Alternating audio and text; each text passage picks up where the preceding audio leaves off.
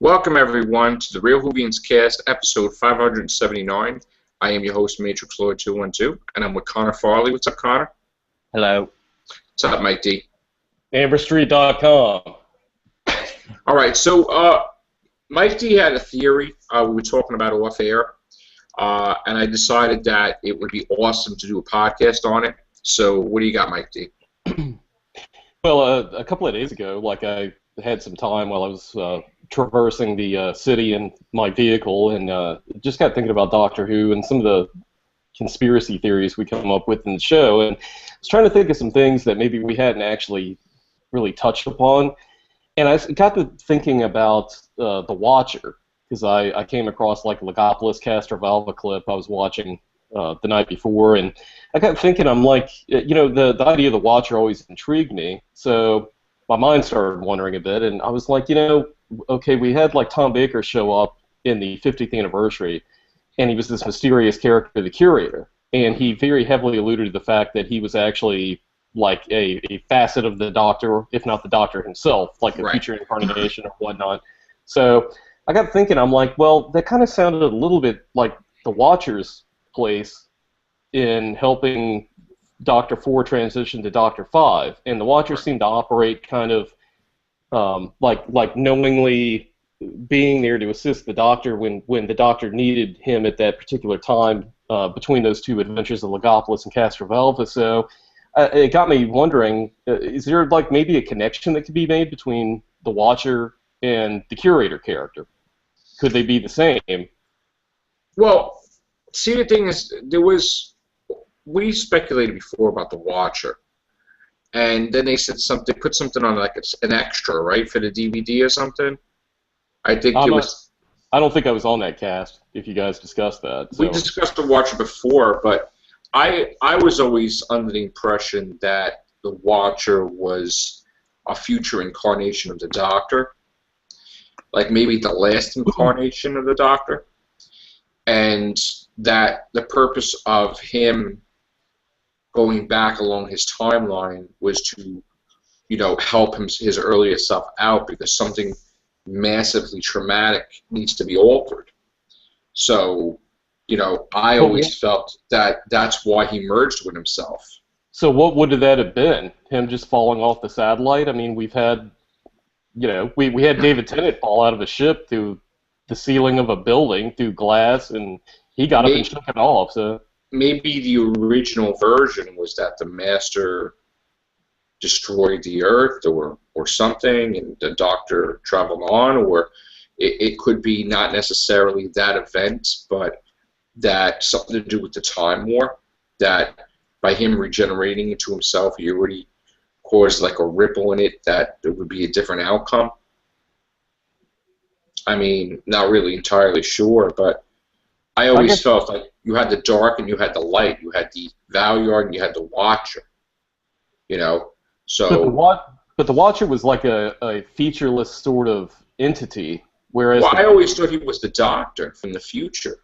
Well, I meant he was in contrast to the Valyard. Let's say the Valyard was a very distinct individual. I mean, the Watcher was more of, as I said, like a undefined features and very, and he was luminous. It kind of was indicative of something that was almost angelic in a way. That's why I envision him as the final incarnation, because if you look at the final incarnation of the Master, because the Master was evil, he was decrepit, whereas the final incarnation of the Doctor, the last regeneration, would be more angelic, light, white, just. Well, the Doctor, I mean, the Master, though, you're talking about from the Deadly Assassin, the people are talking.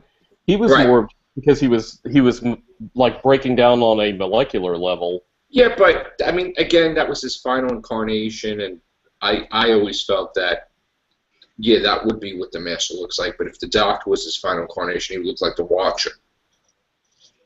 So, but that still gets back to what we were talking about the Curator and the Watcher could be essentially the same character, just a different phase. Because look at Castrovalva.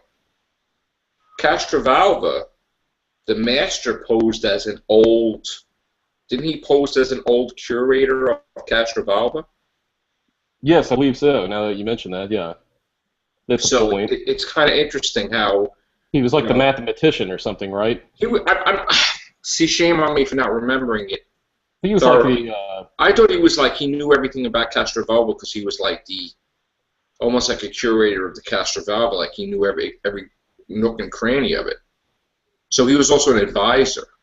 He was the oldest of Castrovalva people. He's the wisest. So in essence, he was like a curator, or he was taking the form of the curator to fool the doctor. Maybe he killed the real Castrovalva curator. You But know. is that an ability that he picked up from the source from Traken? No, it was the technology that it was like Was employing at the time? he just had some device that made him look like that. Sort of like Chameleon was making himself look like later on different faces. So, Perry's yes, dad and all that? Yeah, okay. yeah. So, but it just that the master there was hurting but helping the doctor in a sense, as like a curator. But I just find that I do feel that the curator was doctor number like 807 or something. Like, I mean, he's a doctor that's. I do feel that somehow. Well, actually, no. I know already that our Time Lord can revisit another form because we've seen it with Romana, where the second Romana regenerated into Princess Astra, and then the doctor said, "No, you can't do that," and then she regenerated into other people. And then she decided, nah, I like that old face. Let me go back. And she regenerated back into Princess Astra. But that's what makes me think that could be utilized, if they so deemed it, to explain. If you have an entity, and hear me out here, if you have an entity like the Watcher, whether Right.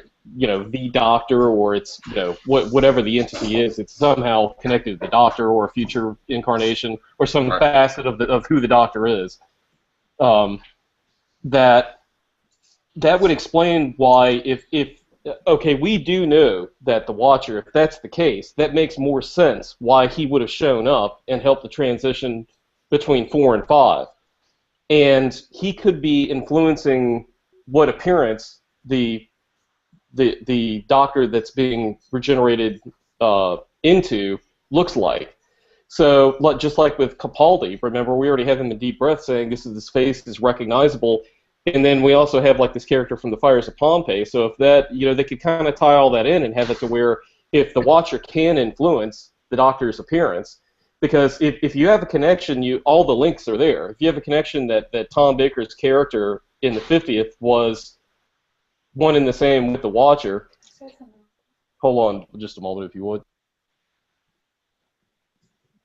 Okay.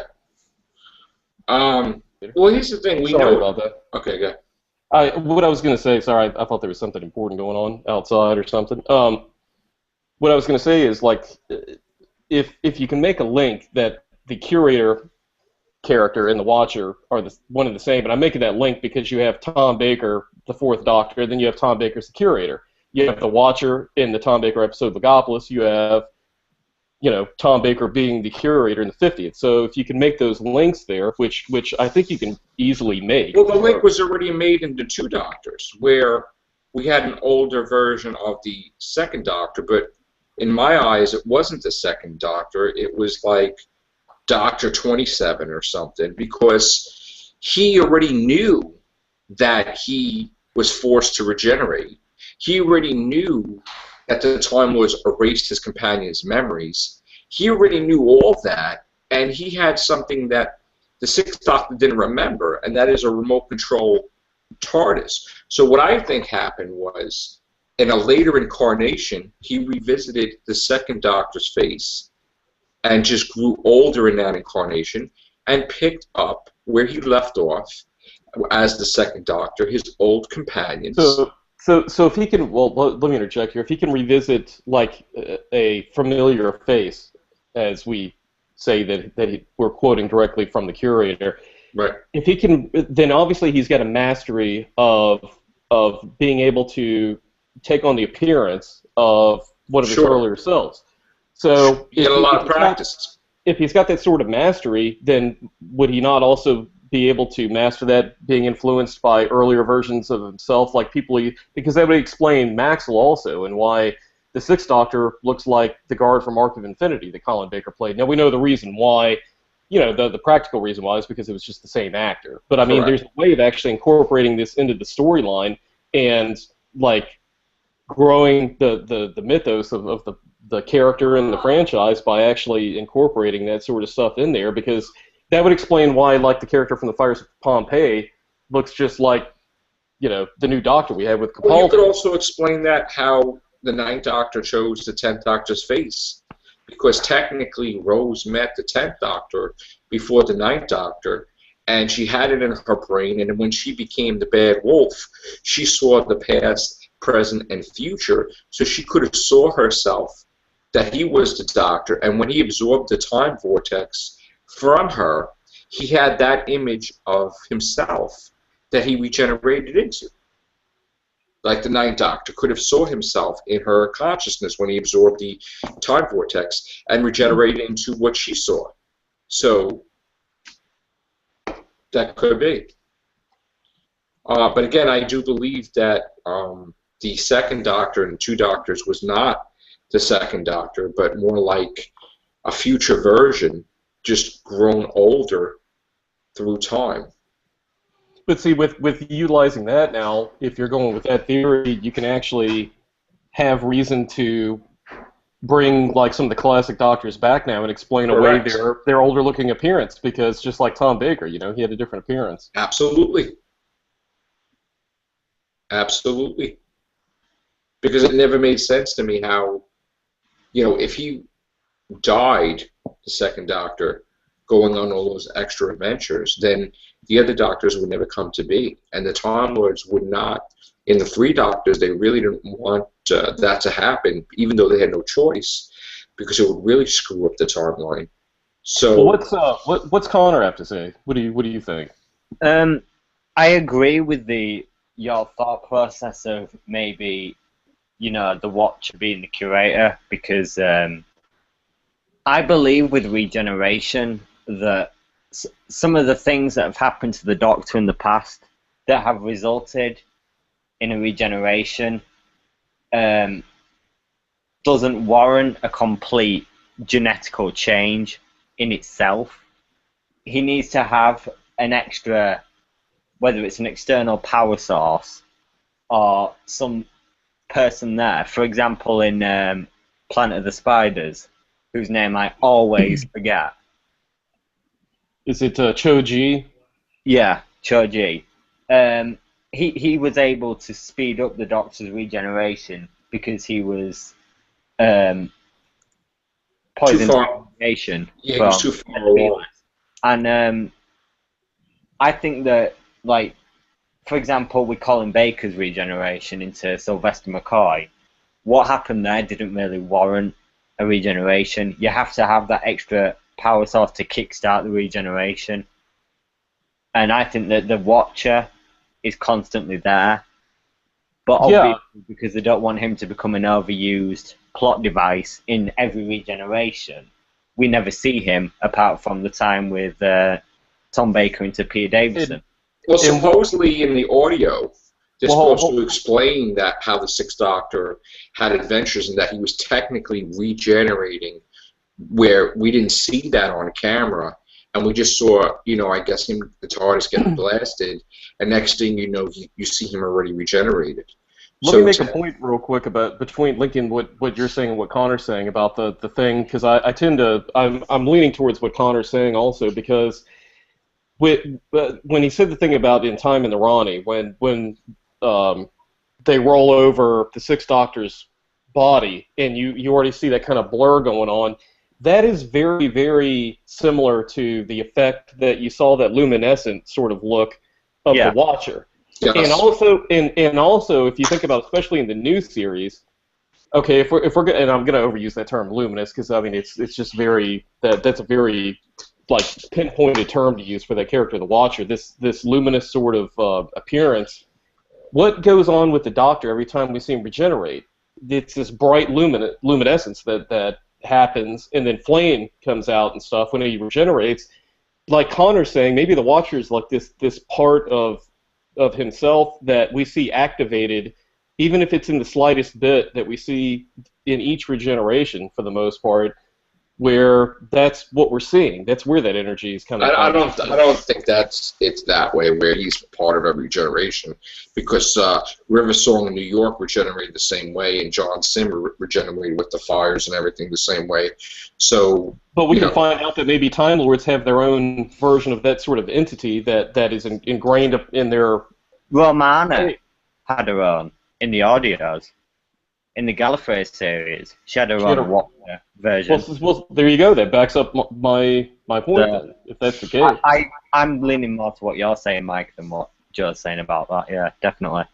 But I think, like, we were pointing out, I interpreted, now looking back, and particularly when Mike put this theory forward to me, I'm now interpreting the thing about Tom Baker as the curator saying, you can go back to revisit old favourites. Isn't it just a coincidence that the next regeneration, the story after that, just happened to be someone who the Doctor had met before in the form of Caecilius in Fires of Pompeii, that was an ally of the Doctor? I'm now interpreting you can go back and visit old familiar faces as not only just the Doctor himself, past regenerations of the Doctor, but people who have associated themselves with the Doctor. Or a bit of big influence on the Doctor, because even if the Watcher influenced Doctor 4 to 5, that transition, what do we know that happened between the next regeneration, between Doctor 5 to 6? He took on the appearance of somebody much like Capaldi did, that was a character that was not the Doctor, that looked like what the Doctor subsequently turned out to. Stronger guard. And Moffat tried to make a point of the fact that Capaldi's Doctor, the 12th Doctor, looked like Caecilius. He made that reference. We're going to find that out this year, next year, whatever. And they can even retrofit, because I can tell you how easy this is. If people are like, well, okay, I see that with Capaldi's character from Fires of Pompeii being an influence on his current appearance as the Doctor, but what about the guard? Maxwell's his name, right? Yeah. Okay. What you can do is Moffat could actually do a story, like or whoever, like in the next couple of seasons or whatever, when they bring the Time Lords back, where you find out that there was an overall plan, where maybe somehow they incorporate Maxwell's character as somebody that was very influential that we didn't know at the time from watching the episode back in the 80s, but they could have like maybe be one of his relatives or somebody be someone of prominence that would make it make sense why he took that appearance going. Well, it actually makes perfect sense why he was given that appearance for Peter Capaldi. Why? Because Pompeii is like Gallifrey, where everybody died on Gallifrey. Same thing with Pompeii. Everybody died. So, but he saved one person in their family.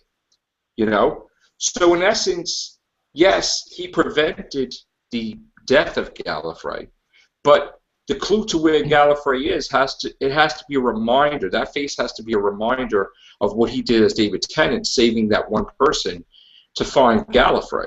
Because that's what we mean when we say that going back to visit old favourites doesn't necessarily mean the Doctor himself. Correct. Like Pompeii is basically Gallifrey. So I'm not saying literally Gallifrey, but I'm saying that they had a no way out. Like Rassilon tried to, alter the events. He couldn't. They all did, but then lo and behold, we find out that they never were destroyed. They were just misplaced. Like, even the guy said Gallifrey is lost in fire, not destroyed. That's lost the guy in from Fires of Pompeii. Yes. Yeah, he said that, meaning its connection to Gallifrey from the face of Peter Capaldi's face in Pompeii. that guy, the soothsayers, knew about Gallifrey where it was, so maybe he has to revisit Pompeii because of that face, because they had the advanced knowledge of seeing into the future, so they can tell you where Gallifrey is. And you already have a great built-in explanation for why, as he said, I don't know if he made this comment in jest or not, but if Tennant is talking about how his son is going to be the future Doctor 20-something years down the line, or 30, whatever, yeah, you already have a go-to explanation. He's revisiting a familiar face, because I'm sure, Tennant's child is going to look like him grown up, probably. So it would be like, a younger version of himself, so he's going back to revisit. Sort of like Sean Pertwee could be his dad. I'd like to see Sean Pertwee actually play the Doctor. He's a great actor. Yeah, he looked great in that picture. He's expressed things against that, actually. Against you don't want to do that? He doesn't want to do it because it's kind of pissing on his father's legacy. Oh, okay. Yeah. So in other words, he just did that picture just to show that he looked like his dad? Yeah, probably just a tribute. But on the point of the suit of the Watcher, just if you forget that Tom Baker is the ultimate fan favorite Doctor, he's like loved by the majority of the fan base. The fan base recognize him as the Doctor. Right. The Watcher was his regeneration into Davison, and then suddenly Tom Baker, in that form, as a curator, appears again when we see no other Doctor appear in like such a role when it's outside of a multi-Doctor. Well, we did see Patrick Troughton appear in Two Doctors, but we really don't know. That's not the point I'm trying to make. But we really don't know what that. But I know. Hear me out. He was a Doctor himself. We don't know that the curator is actually the Doctor. It could just be his face. Oh, he's the Doctor. He's absolutely the Doctor. The curator is absolutely the Doctor. Hold on, let me interject here. If I don't know what character it was, I don't know if it was Nyssa or Adric, but in Legopolis, one of them makes the comment. Of course, he was the Watcher. They're referring to the Watcher. He was the Doctor all along. So if the Watcher's the Doctor all along, not just in that one particular, because we do know that the Watcher took Adric aside and they had private conversations about stuff. Now, who knows what they were talking about? But obviously, he confided in Adric and see if the Watcher is a future incarnation of the Doctor, just like the Curator, then the Watcher would probably know that there was going to be a tragic outcome with Adric, and maybe Correct. I mean, who knows?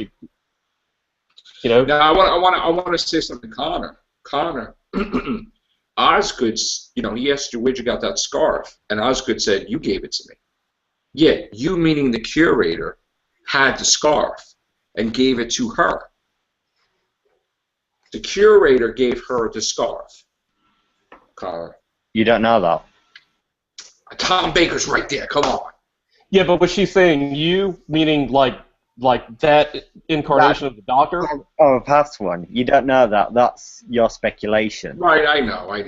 But basically, that's what I believe. But that's what we're doing, is throwing theories out. Obviously, we're trying to kind of put a puzzle I together. feel that the Curator is a future Doctor because he's basically telling him, hey, this is what the painting means. And he's like, oh, I should go after them. Yeah, go after them. But the point I'm trying to make of the fact that the Curator took the face of Tom Baker wasn't because I don't think that it's because he's a fan favourite. It was in the sense of it's the fact that it's the 50th anniversary and that they wanted to have Tom Baker in it. But it's killing two birds with one stone. You have the most iconic Doctor there, but it also is suiting a purpose, I believe.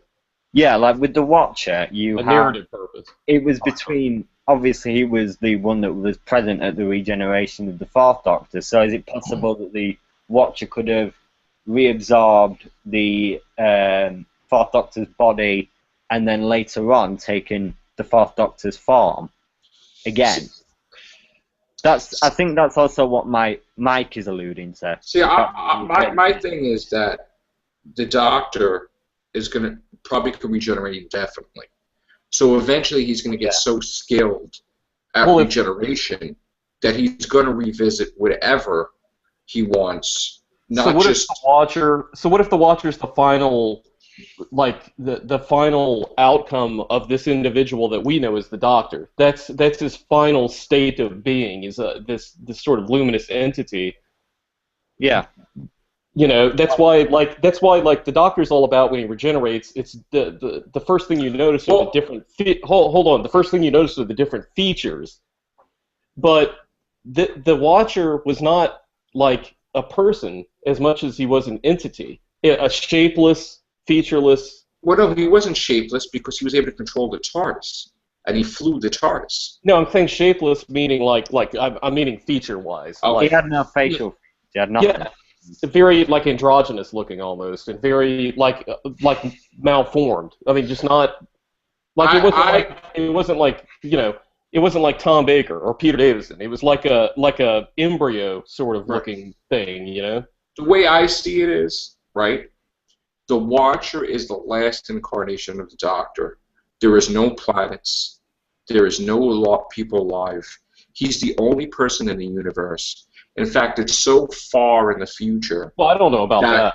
I mean, this is my theory. This is my theory. Let me say my theory. What if the Watcher? But I agree with you that. But let me finish my theory. Hold on. The Watcher could be the final state of being of that individual that we know as the Doctor. But it's almost like when you know, according to religious belief, when people human beings die, they believe they become like angels or angelic. Maybe that's what the Doctor, maybe the Time Lords, that's their final state, is to be that way. And well, let me explain why I have to finish it brief. Okay. So my theory is that it's just a Watcher. Okay. There's winning the Doctor, meaning he's watching. He's the Doctor, but he's looking around for anything. There's nothingness, right? Okay. He's actually able to travel through time like the TARDIS, maybe because maybe he's so much with the TARDIS that he is able to travel without the TARDIS backwards to his timeline when he's the Fourth Doctor. Now, if he regenerates into himself, then technically, my theory is that he basically would be reliving his life over, okay? So the Doctor is reincarnated? No. Reincarnated? Okay. No, let me explain. He basically, every time something happens that probably went wrong originally, he would probably have some type of thing of deja vu and do it differently. It's like Quantum Leap now. Well, it's also like Guardians of the Galaxy, Starhawk, where the superhero Starhawk, every time he died, he basically had the power to travel back in time and enter his infant body. I don't know if I like it. But basically, it's like, so in other words, because there's nothing left, and it doesn't matter anyway. But what would make the Doctor so special that he would be the only one? That's why not any of the other Time Lords? Why not Rassilon, or why not? They're all dead. They would be all dead. He'd be the only one that would be left. I think Connor had something he was going to interject with. Sorry, Connor. I was just going to say that there's actually a short story called Into the Silent Land, and it's based after Leisure Hive, which is, in TV terms, about a series and a bit before Tom Baker's regeneration. And what actually happens in that story is it's got Romana in it, and the Fourth Doctor dreams of being in this garden where he can go to retire, but he also dreams about the Watcher being his next regeneration and him being present at that regeneration. So if that's such an integral part of that short story, and as we know before, short stories have actually played quite a bit of a part in the the mythology of Doctor Who itself. I think it's entirely possible that the Watcher is kind of like the faceless form of a retired Doctor at the end of his lifespan, so he is the final Doctor. He's the retired Doctor. Yeah, and why is it, by the way, let's think about that. Why is it that the very specific doctors that we're dealing with in this theory, it all gets linked in like a circle to the fourth Doctor, Tom Baker, the sixth Doctor, Colin Baker, as far as appearances, taking on appearances of like someone that we see either earlier or later in the series. It's always Doctor 4, Doctor 6. Now we're seeing like Capaldi's Doctor. It's the same. Like we have like things repeating. We have Tom Baker showing up in the 50th as like the fourth Doctor, and this is all circling around. And even the Valiard. The Valiard was in the sixth Doctor's era. We also saw the fifth Doctor show up with the 10th Doctor. And Time Crash. Yeah. And what were the circumstances behind that? I was trying to remember something to do with the TARDIS, like some emergency control thing. Okay, if he leaves the shields off, then there's nothing to protect him from bumping into himself if he just decided to travel in that part of space or time. By having the shields on, the TARDIS bounces off the TARDIS, so they wouldn't interact with each other. But because he had the shields off, he bumped into himself, basically. Both the 10th Doctor's and the 5th Doctor's TARDISes blended together. Right, because their shields were down. Yeah. I don't like the idea of the Doctor being infinite. I like the idea of there being just like somewhere down the road, always just somewhere down the road, there's going to be an end. That's what I feel. We don't have to actually get to the end, but we can actually see the end result. Because that's not an end. That, like with the Watcher. See, I love that idea because it opens up like just a vast array of like story possibilities, and you never actually get to the end. You never actually get to like, well, okay, the show's gonna end. This is his last regeneration. This is it. There's no more stories. You're just seeing like the very last one in an entity form, but that could be like, it's hard to discuss time when you're talking about a Time Lord, because here's the thing. Picture the Watcher here, right? And picture Tom Baker here, right? So now he's at the end. He's the last Doctor, right? So, like, this is a line, right? So he goes backwards into this line, regenerates into him, and then it creates another line into a different future, and maybe he has an extended life beyond the Watcher. Like things alter. Well, I think that the whole point of making the Doctor infinite is because the Doctor's regarded, in my view, in that particular prose, as being a god. That was alluded to in Face of Evil, where the Doctor went back to a civilization, met a civilization on a planet that he never remembered ever visiting. That he had an impact on because his face was a statue in the walls and stuff. He already had an impact, a major impact on that civilization. They kind of worshipped him. Look at the end of the Shakespeare Code. And he'd never met that particular civilization before, to his recollection. So I think he's regarded throughout many civilizations, many planets, many worlds, many universes, as a god figure.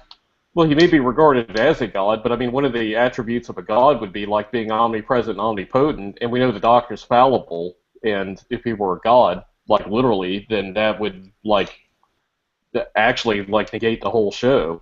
Right. I don't think he's literally a god, but I think he's regarded. He's kind of seen as a god. Because he's this ultimate hero, Well, and also, we as humans, obviously, we look at time as linear because we're born, we die, But yeah. If we're able to hop time streams and timelines and all that kind of stuff, then if you're discussing this same conversation with the Doctor, it would be like he wouldn't really have a gauge on it personally of what it means to himself, because he just.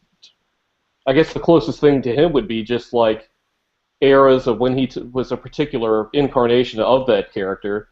No different than, when we went to like our high school years and then our college years, and then everything's like an era. But he still would look at himself as being the same individual the whole time. That's the closest thing that he would have to compare it to, because, I mean, unlike the Doctor, we don't die and regenerate, so, I mean, we just go through different eras of our life, so that's the closest thing we can compare it to. So the only thing that we can relate to that character by are different eras of our lives that we live as individuals, because time for us is linear. It's not like the Doctor where we can just, like, hop around. And we don't even know when the Doctor was born, so we don't know, like, if he can go. We've never seen the Doctor go somewhere before he was born, correct? Right. We saw him, like, in Listen. He showed. Well, they went to the planet when he was like a young man, right? Yeah. Yeah, I have a theory about that too, being that everything was time locked, and that you should have never been able to go there in the first place, even with the shielding off. I mean, it's possible that, where he was at, like, Clara's able to go there because she's not a part of the time lock, maybe. Well, when, like, you mentioned Bad Wolf earlier, and again, we have that same bright light sort of thing that emanates from the TARDIS console that's supposed to be, what do they call it, the heart of the TARDIS or something? Harmony? What? Oh, the heart of the what? That Rose, like, becomes... Yeah, I don't know. Whatever. She saw the whole of time and space. It was a time vortex that she consumed. Okay. Yeah. Which Bad Wolf came up in the 50s also. Because I was going to say, if you tie the Watcher into that somehow, then that would make sense what you're saying, where, like, basically Rose was influenced by, the heart of the TARDIS and into that transition from Doctor 9 to 10 and how he would look. Right. So I still think there's something there to the fact that there's something kind of like that like in Quantum Leap. It's that often alluded to but never pinned down in detail. Right. Like outsider kind of overlooking everything, and to a certain degree it was in that first season of Space 1999 also. They allude to like some overall master plan of something, of some entity or something. So it's like I think the Doctor's doing... I think the Doctor somehow at the end of his existence, in the form of the Watcher, is able to do things, obviously, and influence his earlier incarnations, but he's not allowed to divulge that to his earlier incarnations the full degree and the full extent. He just has to live his existence to reach that point. Then it all makes sense to him, because he's caught up to it at that point. Correct, yeah. Or, if that's not the case, that when whoever made the Valyard from all the evil, they made the Watcher from all the good. And the Watcher was just sent back in time to help the Doctor, and he was just all the good from the Doctor, but not necessarily the Doctor, and then he just, by regenerating into himself, he's able to defeat the Valyard easily. Well, not easily, but better, because he has one up on the Valyard. And it makes sense, too, why Capaldi's saying, am I a good man? And you have these just radical changes in the Doctor's demeanor and behavior. Right. With Colin Baker, and his violent tendencies at the earliest part of his regeneration, and Capaldi's irascibility, and just flat out just insulting Clara, and tearing her down and stuff, to where it's like that's that struggle going on. Keep in mind too that the great intelligence is information basically, and he knows that the Valyard's coming. And, that's basically why he probably wanted to kill him in the first place, is to prevent that event. So. Well, how did they explain the Valyard in the audio drama? I didn't listen to it, but They didn't really. I have it actually. I could probably send it to you. The Valyard's an amalgamation of the Doctor, so he's like a jigsaw of various parts of the Doctor's self. So personalities, very personality. What he's talking about, Connor, did you listen to the audio? No. I have the audio. I listened to it. The trial of the Valyard. Right. He He was He was also asked. Trial of the Time Lord. It's a sequel to the Trial of Time Lord. The Trial of the Valeyard. Let me Sequel. explain where I'm at because that might make more sense. I've seen Trial of the Time Lord. My education about the Valeyard ends with Trial of the Time Lord. That's my Right. only. That's why you're asking me about Trial of the Valeyard. Yes, correct. They still really didn't explain them. In fact, Trial of the Valeyard, the Doctor comes across the last incarnation of the Doctor, which is not the Watcher, which is so See, that's kind of weird. It's so dumbed out. Well, that's odd because I like to see the Watcher, or my interpretation of that is I like to see that as being that really is like the basically the summation of what that individual is that we know is the Doctor somewhere way down the line, like that just like had a far reach to go all the way back to influence some of his earlier incarnations when he needs to, like he's kind of helping himself along. Right. Not just in that one, because I mean the Watcher was always such a weird character, like for the longest time, and they've never really, expounded upon any information about him. I mean, unless it's in the audio dramas or the books or something. I'm gonna try to. The Valeyard isn't actually the Doctor, according to this. He's parts of the Doctor. As I said, he's an amalgamation. But the Doctor himself, Doctor, doesn't actually become the Valeyard.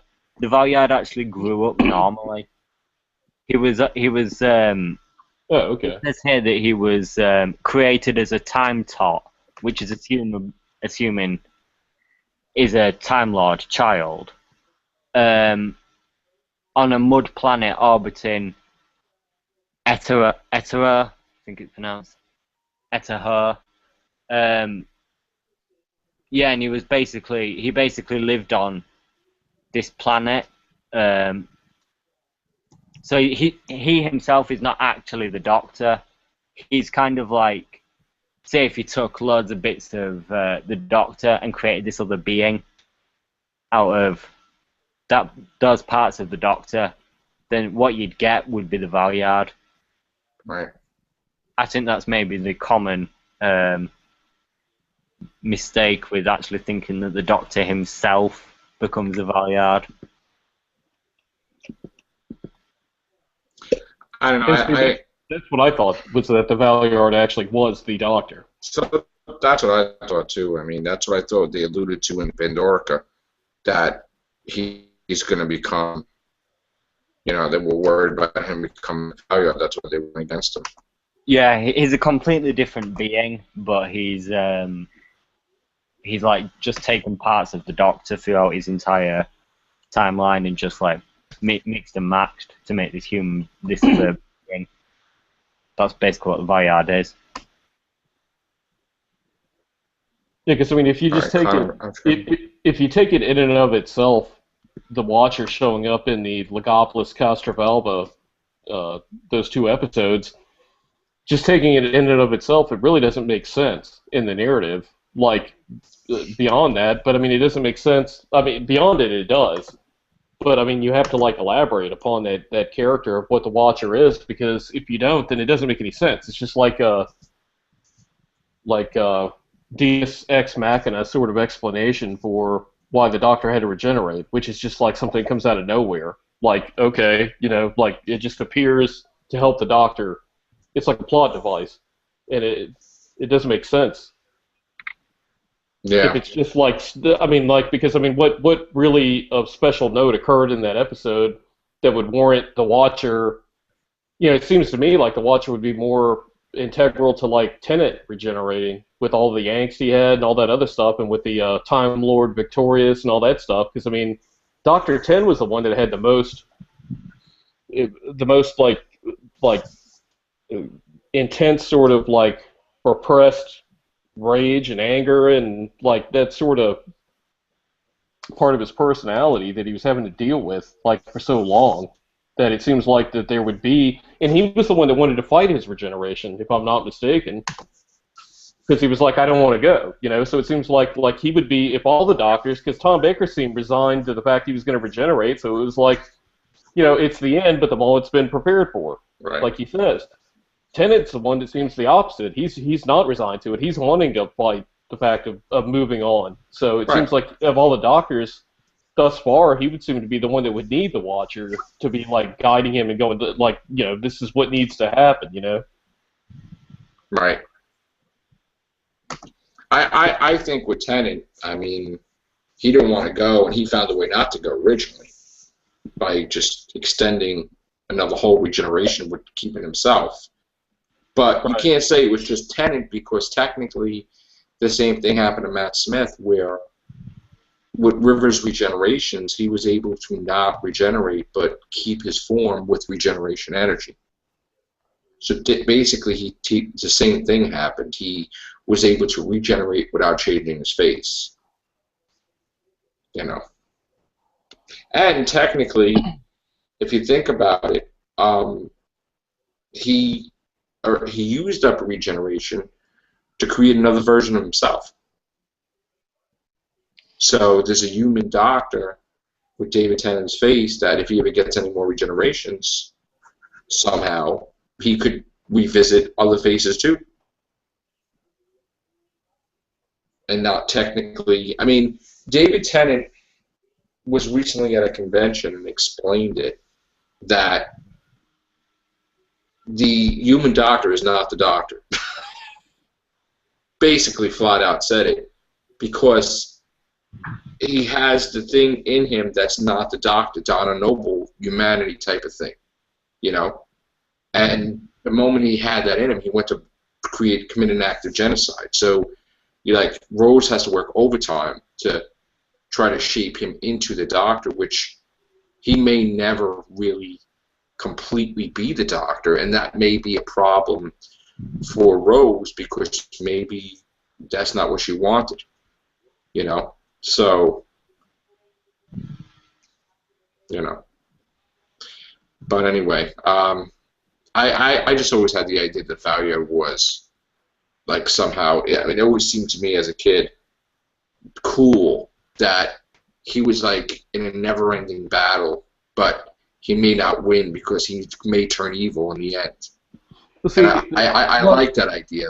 The thing is that the Doctor can still act like the Valiant, because the Valiant could, say, take the 12th Doctor's personality, which would then influence the Valiant's behaviour, being that the Valiant is, as I said, an amalgamation of the Doctor himself. Which is like the Dream Lord in a way. Yeah, but he's just another being. It's like, you know, he's not the actual Doctor himself. Right. I mean, I don't know. I mean, I do know. Yeah. I was going to say, to me, it would have been interesting. I was thinking if they somehow were able to incorporate the Watcher into the War Doctor, like seeing something like in a flashback somehow with what happened. And because the War Doctor was in the 50th, and you have the Curator in the 50th also, so that would have been an opportune time to kind of like maybe even tease at the fact that that's what was going on. Like, he recognized the Curator as being the Watcher because he knew the Curator when the Curator was the Watcher in his truest form. Right. You know, back when the whole thing was going on, when the Doctor had to split her off into being the War Doctor. Well, basically, the Watcher came on the scene when the Watcher came on a scene to warn the Doctor, like, this is like the darkest hour, you know, and you got to do this to save the day or whatever.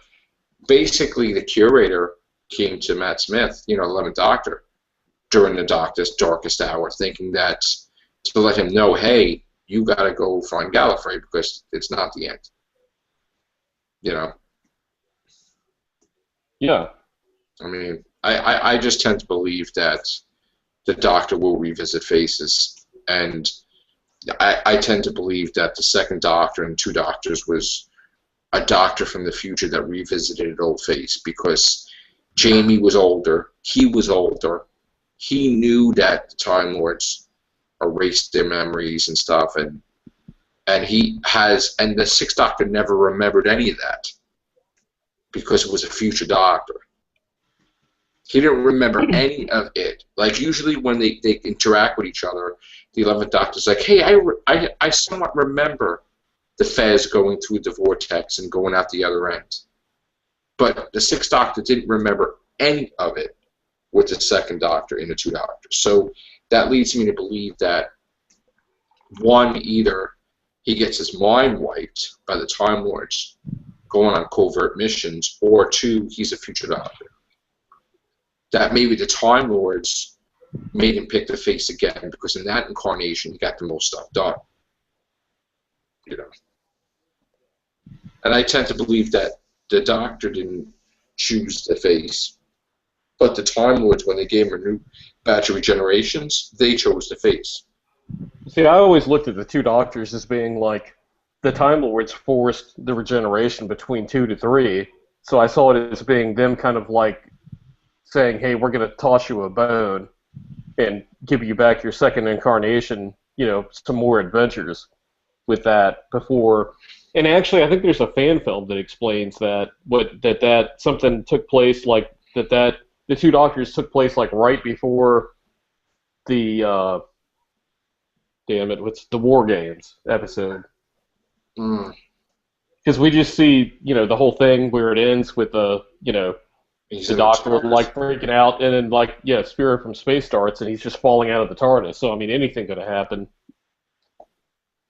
Yeah, I mean, he could have just, the Time Lords of the future could have like stepped in back then, plucked him from there before he regenerated, and then just put him back in.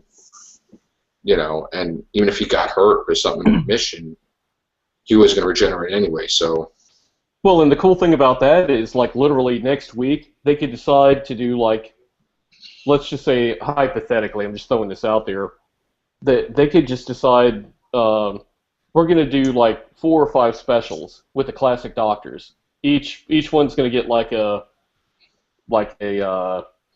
hour and a half, like, mini movie, extended episode, whatever you want to call it, and each of them is doing a special covert mission for the Time Lords, and that would explain why 2 was with 6 in that episode.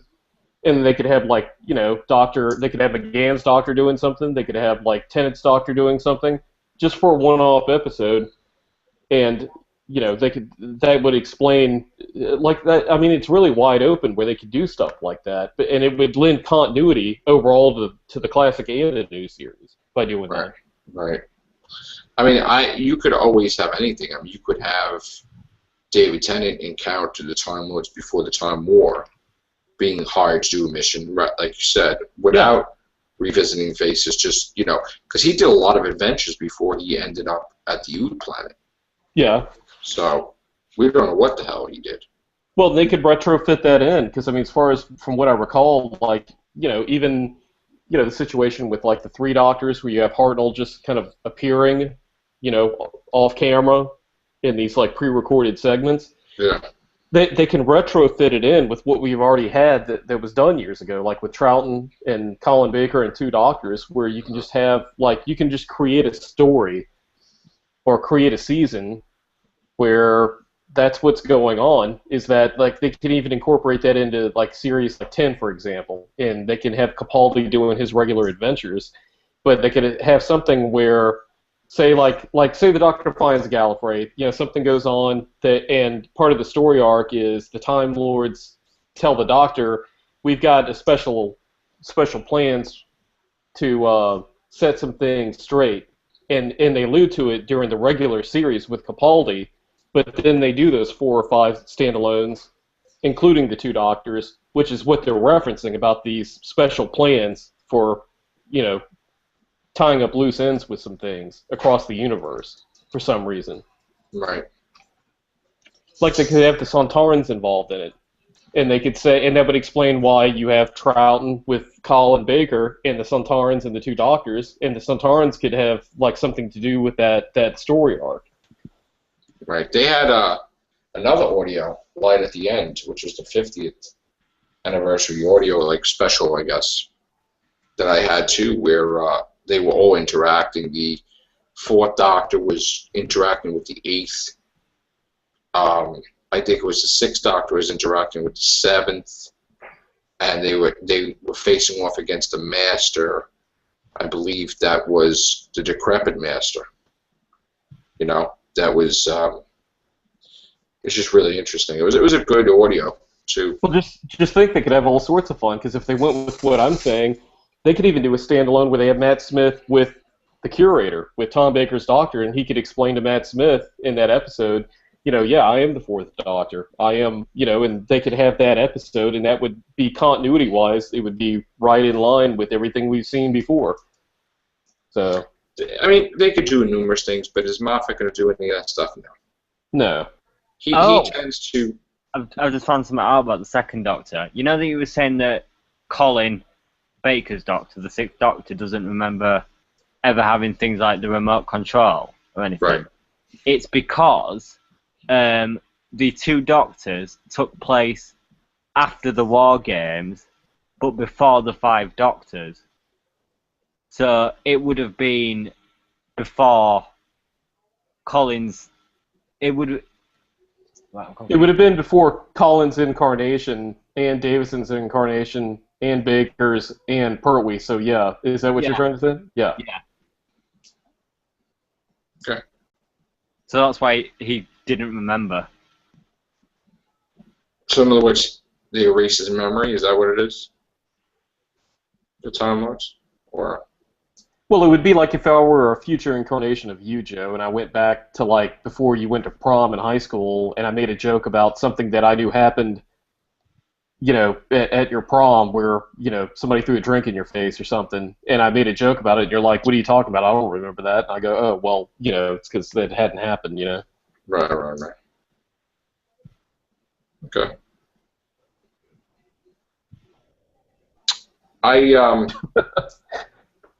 No, I'm trying to think about the light at the end. We'll have to do that. Listen to that light at the end in Trial of Valor. I'll have to listen to it again. Maybe we'll do podcasts on them. I did a podcast already on Trial of Valor, but I'd still like to see a Moffat Sylvester McCoy team up. yeah, I want them to explain Sylvester McCoy was. It seemed to me like he was a long time in that incarnation. You know, so I'd like to know what he did, basically. And that's a perfect reason to maybe bring Ace back with the Seventh Doctor and tie up some loose ends. Or Capaldi could visit Ace or something. I saw that thing with Peter Capaldi, like visiting the kids. Yeah. At the experience. That was pretty cool, and him interacting with the kids with Sonic Screwdriver, with the Mummy and the Daleks. That was pretty cool. Well, and he was actually in. You know what was funny? They did a question and answer with him, and he was in character. Yeah. As the Doctor, and they said, "Who's your favorite companion?" And he says, "My granddaughter." And he's like, you know, he was almost like crying that he says, "I just never went back to see her. I couldn't." And I'm like, I was so touched by that. I'm like, oh my God, you know? And that's what started the speculation that Maisie Williams was a young Susan. Right. Because that was amazing. Such a reference, and then we'd get Maisie Williams cast. Then everybody just goes wild about thinking that it's a young Susan. Right. That was amazing. Like, he just has such a heart for the role. To just do that and to be in character like that and say that Susan was his favorite and he likes his companion now, Clara, you know, that was just really nice. Even Stephen Moffat said that was amazing that he just did that. I would like to officially start a push formally to have Chris be the new companion for the Doctor after Clara leaves. Steampunk Star Racer? Yeah. Hey, he could stay in the TARDIS rather than LAX Airport, basically. You could have him show up at Heathrow and run into Tegan while he's, like, resting on the couch or something. Maybe you need a companion like that. Different. He could be, like, from an alternate Earth steampunk version that just was supposed to happen but didn't. You know, sort of like the Masters whole year that didn't happen, you know. Or it could be like the War Doctor, like a forgotten incarnation of the Doctor. Could They be. never left the TARDIS. Could be. You never know. AmberStreet.com. AmberStreet.com. Yeah. All right, guys. That's going to be it for the Real Whovians cast. I'm going to try to do everything show next. So, take care. Bye for now.